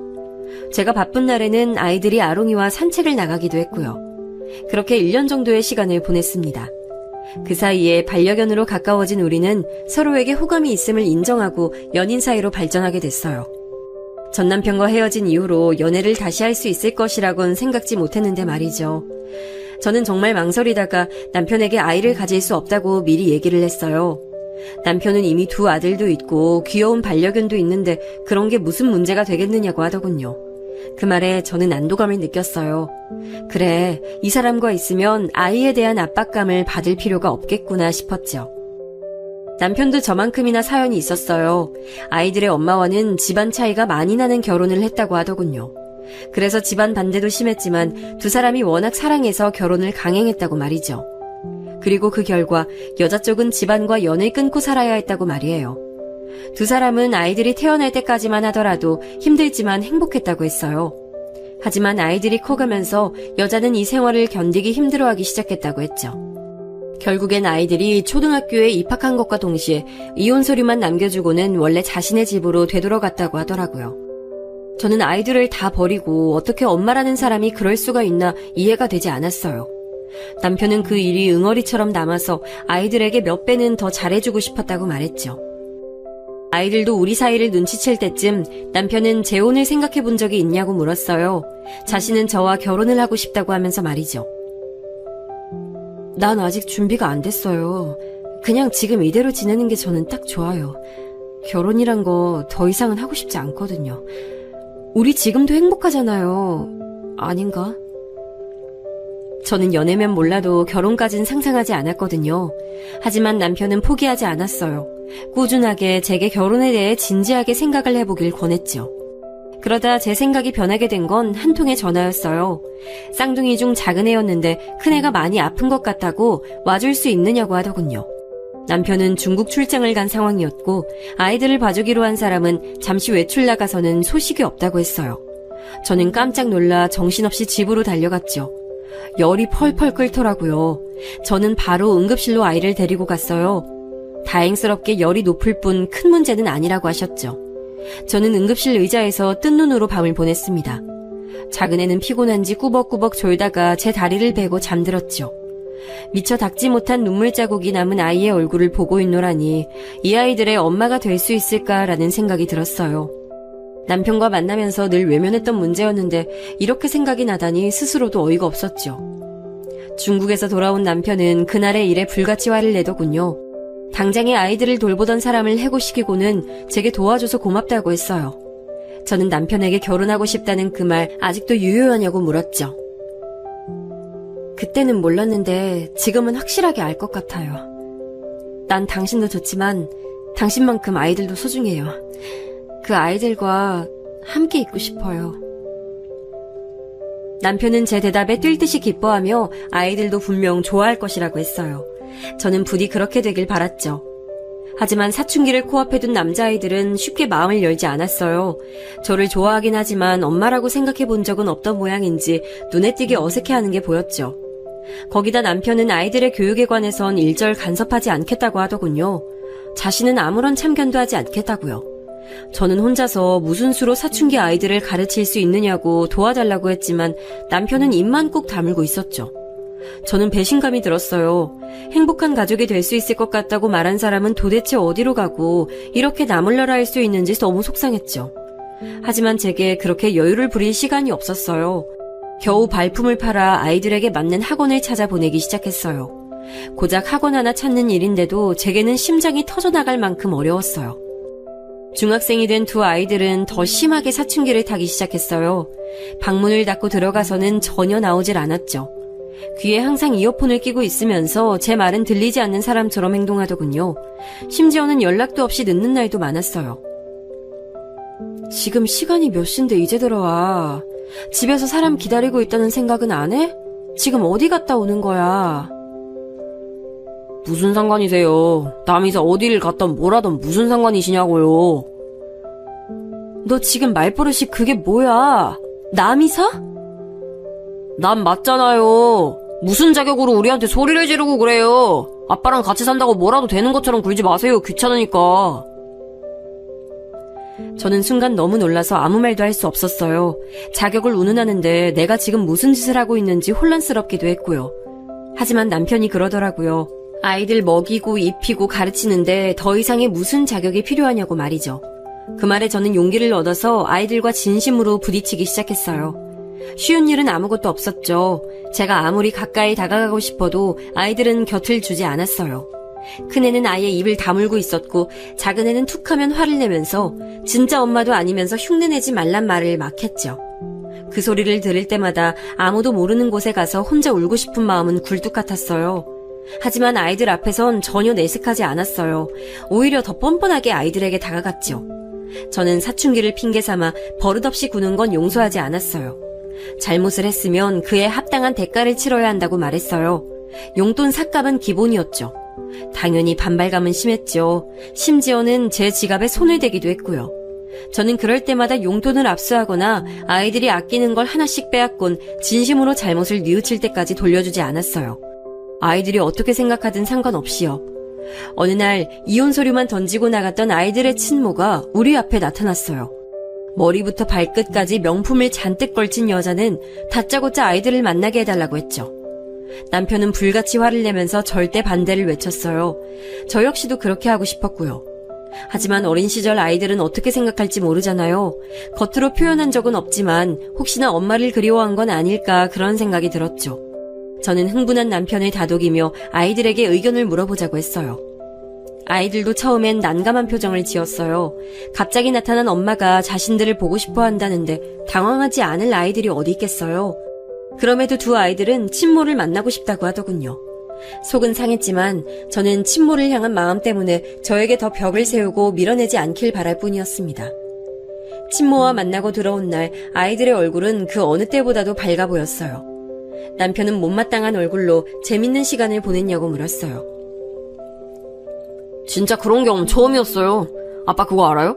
백화점 VIP는 매장을 돌아다닐 필요도 없다는 거. 가만히 있는데 사람들이 우르르 들어와서는 마음에 드는 거 보라고 우리 앞에서 패션쇼도 하던데요? 그게 뭐가 신기해? 난 아직 들어오지도 않은 게임기 그거 주면서 해보라고 하는 게 더 재밌었는데? 주방에서 신난 아이들의 목소리를 듣고 있던 저는 불안한 마음이 들었어요. 혹시나 엄마하고 살겠다고 하면 어떻게 하나 그 생각만으로 머리가 터질 것 같았죠. 남편은 아이들이 좋아하는 모습을 보니 차마 다른 말도 못하고 그냥 듣고만 있었어요. 저는 조용히 곁에 앉아서 사과를 깎기 시작했죠. 근데 엄마가 자기랑 살지 않겠냐고 물어보던데? 갑작스러운 작은 애의 말에 깜짝 놀란 저는 순간 칼을 놓치고 말았어요.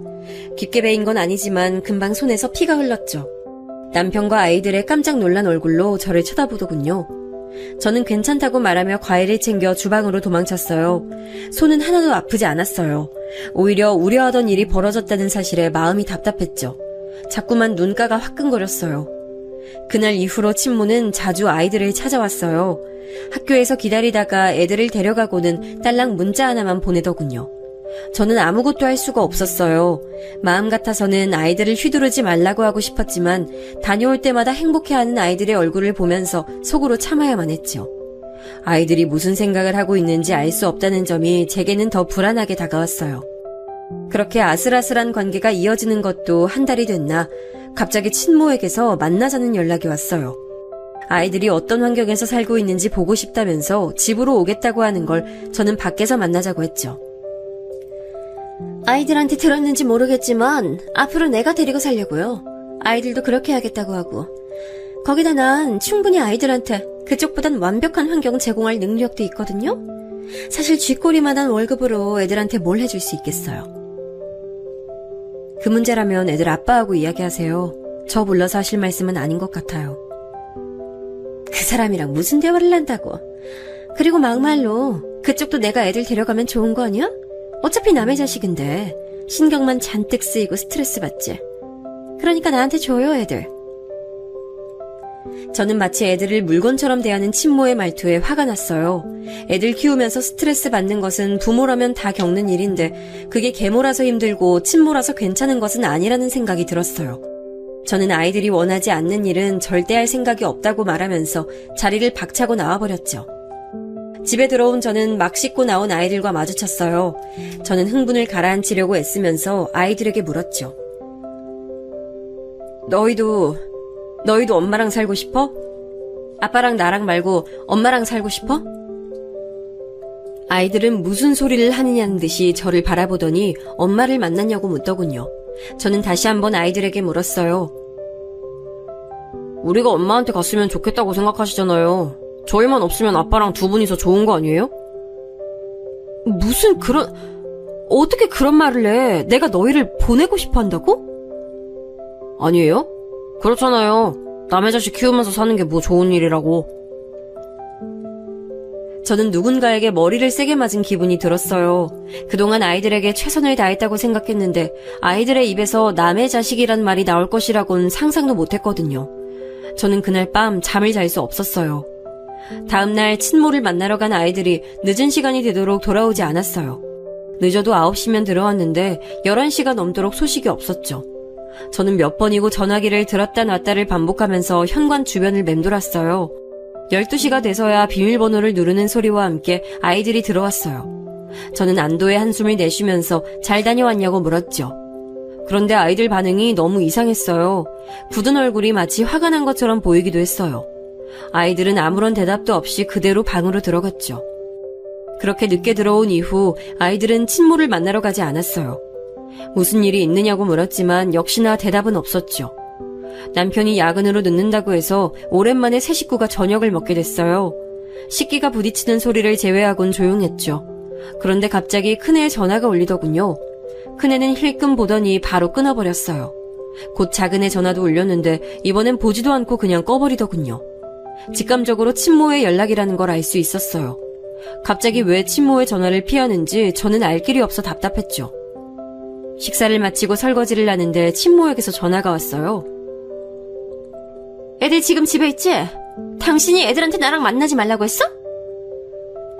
잔뜩 화가 난 그 여자는 영문을 알 수 없는 소리를 하며 소리를 지르더군요. 도둑년, 내 아들이야, 내 거라고! 근데 네가 뭔데 버티는 거야? 당장 내놔, 내 아들 달란 말이야! 친모는 입에 담기도 힘들 욕설을 퍼붓기 시작하는데 저도 참기가 어렵더군요. 다 포기하고 이혼 서류 남기고 가신 건 아이들 포기한 거나 마찬가지 아니에요? 이제 와서 양육권이라뇨. 말이 되는 소리를 하세요. 내 자식 내가 키우겠다잖아. 그리고 옛날 이야기하는데 당신이라고 다를 것 같아? 내 상황이면 당신도 마찬가지야. 내 몸 하나 지키는 것도 힘든데 애들이 무슨 소용이야? 난 당신과 달라요. 내 몸 편하면 자식 생각이 나고 불편하면 아이들 버리는 게 무슨 엄마예요? 제가 울컥한 나머지 한창 따지는데 큰애가 오더니 전화기를 확 빼앗아서는 끊어버리더라고요. 너무 놀란 제가 움직이지도 못하고 서 있자 아이는 제게 전화기를 돌려주며 절대 전화도 받지 말고 찾아와도 만나지 말라고 하더군요. 이번에야말로 무슨 일이 있었는지 꼭 들어야겠다는 생각이 들었어요. 결국 작은애가 담담하게 이야기를 하더군요. 그냥 우리 왜 두고 갔는지 물었을 뿐이에요. 저는 하늘이 노랗게 변하는 기분이 들었어요. 뭐라고 들었냐고 물었더니 키우는 게 너무 힘들어서 버리고 도망갔다고 고백했다며 담담하게 말을 했죠. 저는 친모라는 사람을 용서할 수가 없었어요. 어떻게 애들한테 그런 말을 양심 고백이란 말 아래 할 수 있는지 이해가 되지 않았죠. 그렇게 했으면서 아이들을 데리고 살겠다고 이야기하다니 뻔뻔스러운 것도 정도가 있어야지 이건 너무하다 싶더라고요. 급기야 남편은 친모와는 이야기가 되지 않는다며 아이들의 외가를 찾았어요. 그런데 그쪽에서는 오히려 아이들을 전혀 원하지 않는다고 했다는 거예요. 순간 정신이 아득해지는 기분이었죠. 만약 아이들이 이 사실도 모르고 외가로 갔었을 장면을 상상하니 피가 거꾸로 솟았습니다. 남편은 친모를 확실하게 단속해달라고 말하고 돌아왔죠. 그날 이후 친모는 한 번도 아이들 앞에 나타나지 않았어요. 아이들도 딱히 친모에 관한 이야기를 하지 않았고요. 그러던 어느 날 늦은 시간에도 아이들에게서 연락이 없었어요. 전화를 아무리 걸어도 받지 않았죠. 알아보니 학원에 가지 않았더라고요. 친구들은 집에 들어가는 것을 봤다고 하고요. 저는 깜짝 놀라 온 동네를 찾아다녔죠. 점점 더 불안해지면서 무슨 사고라도 난 건 아닌가 걱정이 됐어요. 그러다 혹시 친모가 데려간 건 아닐까 싶은 생각도 들었죠. 그렇게 한참을 뒤져서 겨우 사람 없는 놀이터에 앉아있는 아이들을 찾았을 때는 정말이지 감사합니다 소리가 절로 나오더라고요. 저는 갑자기 사라진 이유를 물었지만 아이들은 아무 말도 하지 않았어요. 집으로 돌아오는 차 안에서 운전대를 꼭 쥔 저는 아이들에게 단호하게 말했어요. 너희가 날 싫어하는 건 상관없는데 이런 식으로 행동하는 건 이번이 마지막이야. 위험한 일에 말려들었으면 어쩔 뻔했어. 나는 그런 상상만 해도 손이 덜덜 떨리고 무섭거든? 그러니까 하고 싶은 말이 있으면 그냥 해. 다 듣고 있을게. 어떤 말이든 상관없어. 그리고 나도 앞으론 너희가 힘들게 하면 힘들다고 다 얘기할 테니까 비겁하게 우리 숨지도 도망치지도 말자. 알겠지? 두 아이들은 제 말에 대답 대신 입을 삐죽거렸지만 저는 그래도 상관없었어요. 기분 탓인지 모르지만 아이들 얼굴이 조금은 달라진 것 같았거든요. 나중에 알았지만 그날 친모가 찾아왔었다고 해요. 당장 자기를 따라가자고 하는 걸 거절했더니 친모가 길길이 날뛰면서 배 아파 낳은 사람은 자기인데 왜 자기 말을 안 듣는 거냐고 소리를 질렀다고 하더군요. 그러면서 아이들에게 눈치도 없느냐고, 제가 얼마나 자기들이 사라지길 바라는지 아느냐고 하는데 이유도 없이 화가 나고 속상해서 도망쳤다고 말해줬죠. 고등학생이 되면서 확실하게 두 녀석은 분위기가 많이 바뀌었어요. 반항기는 쏙 빠지고 공부에 진지하게 임하기 시작했죠. 특별한 호칭 없이 지내던 녀석들이 제게 아줌마라고 부르기 시작한 것도 이쯤이었어요. 기분이 묘하더군요. 매번 저기, 저 이렇게만 불리다가 아줌마라고 제대로 불린다는 게 좋았어요. 아이들과 더 가까워진 기분도 들었죠. 해가 바뀌어 아이들이 수험생이 되자 저 역시도 신경 쓸 일이 한두 가지가 아니더라고요. 아이들은 공부하기 바쁘고 저는 입시 설명회를 들으러 다니기 바빴죠. 이미 대학을 보는 엄마들이 그러더라고요. 아이들 대학은 엄마가 부지런해야 잘 갈 수 있다고 말이죠. 남편은 누가 수험생인지 알 수가 없다고 하면서 놀렸지만 저는 아무렇지도 않았어요. 아이들 수능이 끝나고 저는 정말 잊을 수 없는 순간을 경험했는데요. 수능 성적표가 나온 날 아이들이 쭈뼛거리면서 다가와서는 성적표를 내밀더라고요. 큰애는 공부 잘하는 건 알고 있어서 기대만큼 나왔는데 작은애가 엄청 분발했더라고요. 예상 점수를 웃돌고 있었죠. 이대로라면 상향 지원을 해도 될 정도였어요. 저는 너무 축하한다고 두 아이들에게 말했어요. 아이들은 자기들끼리 눈빛을 교환하더니 자세를 반듯하게 세우곤 제게 말을 했죠. 엄마가 끝까지 도와주셔서 그래요. 정말 감사드립니다. 엄마라고 부르고 싶었는데 저희가 상처를 너무 드려서 입 밖으로 나오질 못했어요. 죄송하고 정말 감사드려요. 저는 그날 아이들에게 처음으로 엄마라는 소리를 듣게 됐어요. 저는 너무 놀라서 아무런 말도 할 수 없었어요. 멍하게 아이들 얼굴만 번갈아 바라보고 있는데 이런 제 표정이 웃겼는지 키득거리며 웃기 시작했죠. 엄마, 거울 좀 봐요. 무슨 귀신 같아요. 그게 뭐예요? 그네가 손거울로 제 얼굴을 비추는데 번쩍 정신이 들었어요. 눈물이 흘러서 화장이 번졌더라고요. 저는 급하게 화장실로 달려가 얼굴을 씻었죠. 아들들은 제 반응에 재미를 붙였는지 그날 하루 종일 엄마를 부르면서 저를 따라다녔어요. 그때마다 눈물이 터지려고 해서 혼났죠. 저는 아이들에게 다 큰 녀석들이 징그럽게 왜 이러냐고 했지만 사실은 너무 기뻐서 계속 불러줬으면 좋겠다는 생각이 들었어요. 한 번 물꼬를 튼 엄마라는 소리가 이제는 자연스러워질 때쯤 남편에게 물었어요. 왜 처음에 모든 걸 제게 맡겼는지 말이죠. 가장 많은 시간을 함께 보내는 사람들이 서로 부딪히고 이야기하고 해야지. 중간에서 내가 나서면 오히려 서로 진심을 알아가는데 더 많은 시간을 보냈을 거야. 어쩌면 지금처럼의 관계는 만들 수 없었을지도 모르고.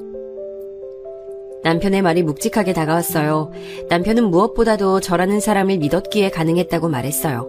괜히 코끝이 찡해졌죠. 아이들의 진짜 엄마가 되고 나서 아들들은 저에게 종종 데이트를 청했어요. 남편은 쏙 빼고 셋이서만 나갔다 오는 일도 많았죠. 훤칠하게 자란 아이들의 팔짱을 끼고 나가서는 영화도 보고 전시회를 다니기도 했어요. 대화도 많아졌고요. 재미있게도 아이들은 제게 자신들의 연애도 숨기지 않고 말하더라고요. 저는 그 어린 아이들이 이렇게 자라서 연애도 하는가 싶어 기분이 묘했어요. 세월 앞에 장사 없다는 말처럼 시간은 정말 빨리 흘렀어요. 아이들은 군대를 다녀오고 대학을 졸업했죠. 군대 가는 날에 제가 얼마나 울었는지 아이들이 부끄럽다고 남편더러 빨리 저 좀 데리고 가라고 할 정도였죠. 부대에서 아이들 물건이 도착했을 때도 마찬가지였어요. 군대에서 잘 지내고 있는지 걱정이 태산 같았는데 편지를 받고 나니 눈물이 터져 나오더라고요. 그때의 편지는 아직도 간직하고 있습니다. 대학 졸업 후 큰애는 건설회사에 입사했고 작은애는 자동차 회사에 입사했어요. 이름만 들으면 다 안다는 회사에 나란히 말이죠. 남들은 취준생 몇 년씩 한다는데 우리 아이들은 그런 것도 없이 단박에 졸업과 동시에 취직을 했습니다. 동네 사람들은 저만 보면 아들을 어떻게 키웠냐고 부러워했고 저 역시 어깨에 힘이 들어가더라고요. 남편과 저는 이제 아이들 장가만 보내면 끝이라고 하면서 둘만의 노후 계획을 세웠어요. 정년 퇴직 이후에 뭘 할까 이야기하는데 아들들이 정색하면서 분가는 안 할 거라고 하더라고요. 무슨 말도 안 되는 소리를 하느냐면서 결혼하면 독립은 당연하다고 했죠. 큰애가 엄마 아빠를 모시고 살고 싶다고 말하자 작은애도 덩달아 나서서는 같이 살 것이라고 말했죠. 요즘 누가 시집살이 한다고 해. 다 싫다고 하지. 그리고 엄마도 며느리 둘 모시고 못 산다. 이러다 손주 태어나면 다 나더러 보라고 할 거 아니야. 나 못해. 절대 안 해. 두 아들들도 절대 양보할 수 없다고 팽팽하게 맞섰어요. 저는 호언장담하는 아이들이 귀엽기만 했어요. 그러던 어느 날 큰애가 집에 여자친구를 데려오고 싶다고 하더군요. 그동안 한 번도 이런 일이 없었던 터라 괜히 제가 더 긴장됐죠. 결혼하고 싶은 사람이냐고 물었더니 고개를 끄덕이더라고요. 저는 날짜와 시간을 정해서 알려달라고 담담한 척 말했지만 속으론 입 밖으로 심장이 튀어나올 것 같았어요. 처음 인사하러 온다는데 어떤 걸 준비해야 할까, 메뉴는 뭐가 좋을까 머릿속이 복잡했죠. 지인들도 한두 마디씩 거들어주면서 첫 인사 자리를 어떻게 하면 되는지 알려줬어요. 그런데 그중 한 친구가 조심스럽게 제게 말을 꺼냈죠. 너희 집 사정은 말했대? 재혼 가정이란 거. 그래도 알리는 게 맞지 않을까? 순간 들뜬 제 마음이 순식간에 가라앉았죠. 아들이 여자친구를 데려온다는 사실만 생각했지 우리가 재혼 가정이라는 건 아예 잊고 있었더라고요. 저는 급하게 큰애에게 물었어요. 혹시 재혼 가정이란 말 했느냐고 말이죠. 큰애는 왜 그걸 이야기해야 하느냐고 오히려 묻더라고요. 혹시나 그쪽 집에서 좋지 않게 생각할 수도 있잖아. 어른들 중에 그런 거 따지시는 분들 많아. 그러니까 여자친구한테도 이야기해줘. 재혼 가정이 왜요? 뭐가 문제인데요? 엄마가 어때서? 우리 엄마인데 다른 사람들이 뭐라고 하든 무슨 상관이에요? 큰애는 평상시엔 얌전하고 차분한데 한 번씩 이렇게 고집을 부릴 때는 감당하기 어려울 정도라 저는 심호흡을 하고 어떻게 이야기를 납득시켜야 하나 고민이 됐어요. 옆에서 듣고 있던 작은애도 덩달아 뭐가 문제인지 모르겠다고 하더라고요. 저는 두 아이들을 바라보면서 누군가에게 잘못이 있는 게 아니라 재혼 가정은 결핍이 있다고 생각하는 어른들이 있을 수 있다고 말했죠. 아이들은 더 이해가 안 간다는 얼굴을 하면서 고개를 절레절레 흔들었어요.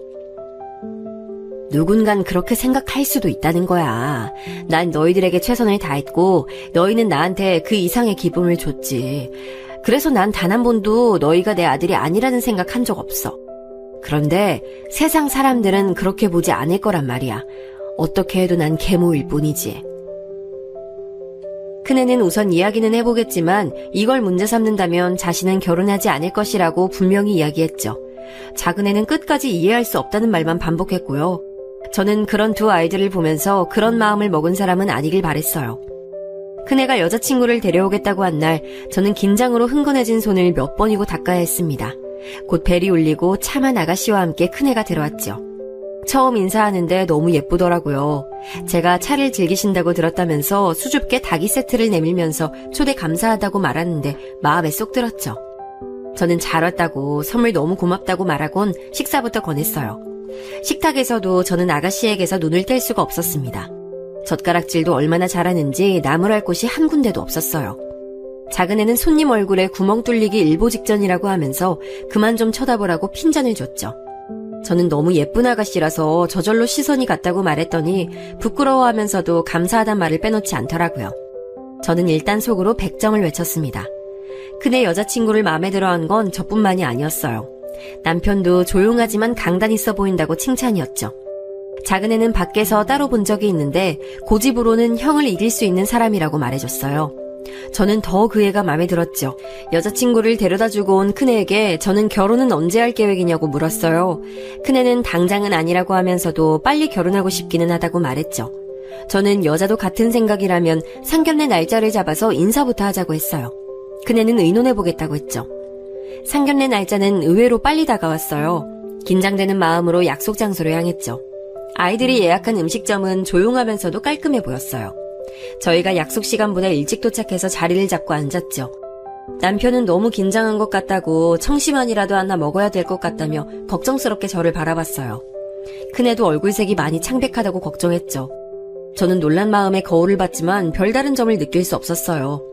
괜찮다고 말하면서 문 쪽을 자꾸 힐끔거렸어요. 약속 시간을 5분 정도 넘기고 나서야 문이 열리면서 사돈될 분들이 들어오셨죠. 바깥 사돈 자리에 앉으신 분은 정중하게 늦어서 죄송하다고 말씀하셨어요. 저희는 괜찮다고 하면서 서로 이야기를 주고받기 시작했어요. 안사돈 되실 분은 바깥 사돈과는 다르게 말도 빠르고 거침없이 이야기를 하신다는 느낌이었어요. 식사 시간 동안에는 별다른 말 없이 부드럽게 지나갔죠. 문제는 디저트를 먹는 상태에서 벌어졌어요. 신혼살림 이야기가 나왔는데 큰애 여자친구가 집에다 저희와 함께 산다고 말을 했다더라고요. 당황한 쪽은 저희였죠. 저는 분명 분가하라고 말했는데 이게 무슨 일인가 싶었죠. 저는 함께 살 생각 없다고 말하면서 분가를 시킬 예정이라고 했어요. 하지만 눈치 없이 큰애는 적어도 3년은 부모님을 모시고 살고 싶다고 말하더라고요. 여자친구도 동의한 문제라고 하면서 말이죠. 저는 예비사돈 눈치가 보이기 시작했어요. 신혼인데 뭐하러 어른들이랑 같이 살아. 너희들끼리 알콩달콩 지내는 게 더 좋지. 안 그렇습니까? 틀린 말씀은 아니신데 그래도 애들이 어른들 모시고 산다고 그러면 전 반대할 뜻은 없습니다. 바꽃사돈 되실 분이 갑자기 찬성을 하고 나서서니 저도 할 말은 없더라고요. 안사돈 되실 분은 웃으시면서 자신도 딱히 반대할 이유는 없다고 말했죠. 그리고는 제게 물어볼 곳이 있다고 하더군요. 저는 편하게 말씀하시라고 했어요. 딸아이가 이야기하던데 재혼 가정이시라고요? 사돈께서 두 아들을 키우신 계모라고 하던데 그런가요? 큰애가 움찔하는 것이 바로 곁에서 느껴졌죠. 저는 식탁 아래로 아들의 손을 꼭 잡아주고는 솔직하게 말씀드렸어요. 그럼 더 다행이네요. 네? 계모라고 하시니 더 안심돼서요. 설마 계모시면서 시집살이 시키실 건 아니죠? 저는 말문이 턱하고 막혔어요. 남편도 자리가 불편한지 헛기침을 했죠. 큰애는 가만히 주먹을 쥐더니 이야기를 듣고 있었고요. 바깥사돈 되실 분이 가만히 있으라고 손짓을 했지만 안사돈 되실 분은 거침없이 말을 이어갔어요. 저희 애가 살림 사는 법도 잘 모르고 할 줄 아는 요리도 얼마 없거든요. 그런데 덜컥 어른들 모시고 살겠다고 하니 제가 얼마나 걱정이 되겠어요. 그런데 다행히 재혼가정이라고 하더라고요. 그 이야기 듣고 나니 안심도 되고 좋네요. 아들이라고 해도 계모인데 자기 배 아파서 낳은 자식이랑 어디 갔나요? 그럼 적당히 거리 두고 지낼 테고 당연히 며느리하고도 대면대면 하겠죠. 우리 애 힘들 것도 없이 딱이네요.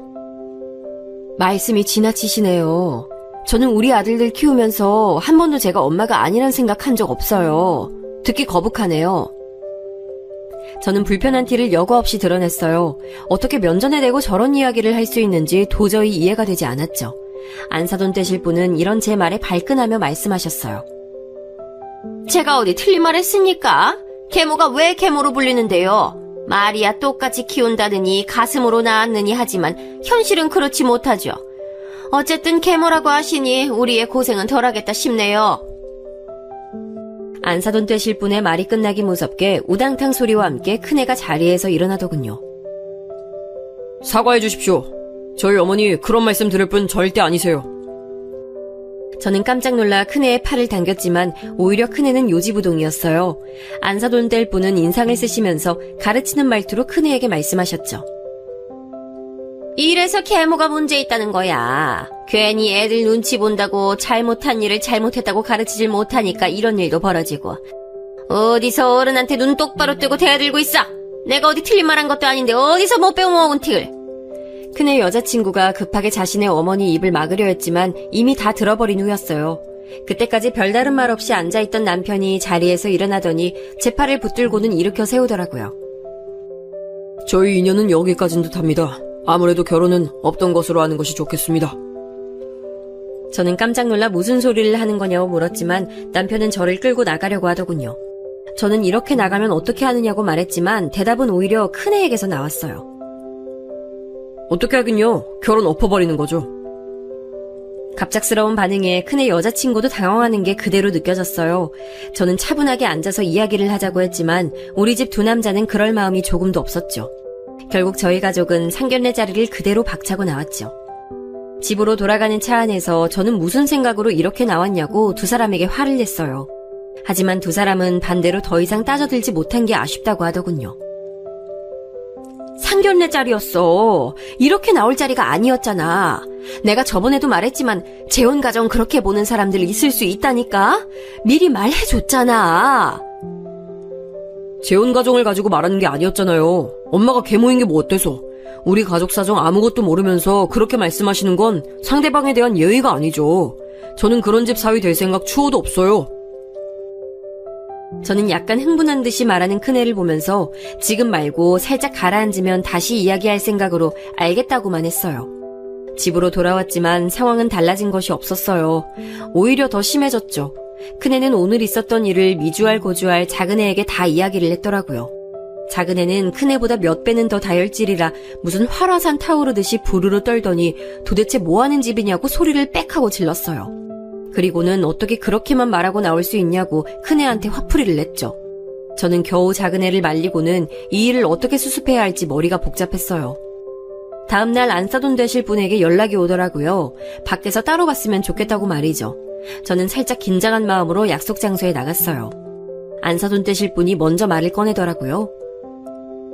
어제 일은 심히 유감입니다. 좋은 자리라서 모였는데 그렇게 가실 줄은요. 온 얼굴에 섭섭하다고 가득 써붙이신 듯 보였어요. 딸애가 닭달에서 나오긴 했는데 솔직히 제가 뭘 잘못했는지 모르겠어요.